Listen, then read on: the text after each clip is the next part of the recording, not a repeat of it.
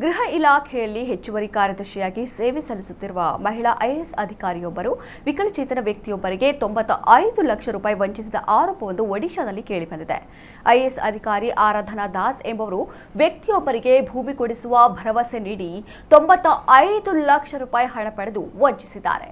ಭೂಮಿಯೂ ಸಿಗದೆ ಹಣ ವಾಪಸ್ ಕೇಳಿದಾಗ ಅವಾಚ್ಯ ಶಬ್ದಗಳಿಂದ ನಿಂದಿಸಿ ಕೊಲೆ ಬೆದರಿಕೆ ಹಾಕಿದ್ದಾರೆ ಎಂದು ಆರೋಪಿಸಲಾಗಿದೆ. ಪೊಲೀಸ್ ಠಾಣೆಯಲ್ಲಿ ಈ ಬಗ್ಗೆ ಪ್ರಕರಣ ದಾಖಲಾಗಿದ್ದು, ತನಿಖಾ ವರದಿಯು ಭೂಮಿ ಭರವಸೆಗೆ ಸಂಬಂಧಿಸಿದಂತೆ 95 ಲಕ್ಷ ರೂಪಾಯಿ ವಹಿವಾಟು ನಡೆದಿರುವುದನ್ನು ಖಚಿತಪಡಿಸಿದೆ. ಅದರಲ್ಲಿ ಒಂದು ಭಾಗವನ್ನು ನಗದು ರೂಪದಲ್ಲಿ ಪಾವತಿಸಲಾಗಿದೆ. ಸದ್ಯ ಆರಾಧನಾ ದಾಸ್ ಅವರು ತನಿಖೆಗೆ ಸಹಕರಿಸುತ್ತಿಲ್ಲ ಎಂದು ಪೊಲೀಸರು ಮೇಲಾಧಿಕಾರಿಗಳಿಗೆ ಆರೋಪಿಸಿದ್ದಾರೆ. ಹಾಗಾಗಿ ಐಎಎಸ್ ಅಧಿಕಾರಿಯ ವಿರುದ್ಧ ಐಎಎಸ್ ಅಧಿಕಾರಿಗಳಿಗೆ ನಿಯಮಗಳ ಅಡಿಯಲ್ಲಿ ಅಗತ್ಯವಿರುವಂತೆ ಔಪಚಾರಿಕ ಕ್ರಮ ಕೈಗೊಳ್ಳಲು ಅನುಮತಿ ಕೋರಿ ಪೊಲೀಸ್ ಆಯುಕ್ತರ ಕಚೇರಿ, ರಾಜ್ಯ ಗೃಹ ಇಲಾಖೆ ಮತ್ತು ಸಾಮಾನ್ಯ ಆಡಳಿತ ಇಲಾಖೆಗೆ ಪತ್ರ ಬರೆದಿದೆ. ಅಧಿಕಾರವನ್ನು ದುರ್ಬಳಕೆ ಮಾಡಿಕೊಂಡು ಇಂತಹ ಕೃತ್ಯವೆಸಗಿದ ಐಎಎಸ್ ಅಧಿಕಾರಿಯ ವಿರುದ್ಧ ಸಾರ್ವಜನಿಕ ವಲಯದಲ್ಲಿ ಆಕ್ರೋಶ ವ್ಯಕ್ತವಾಗಿದೆ.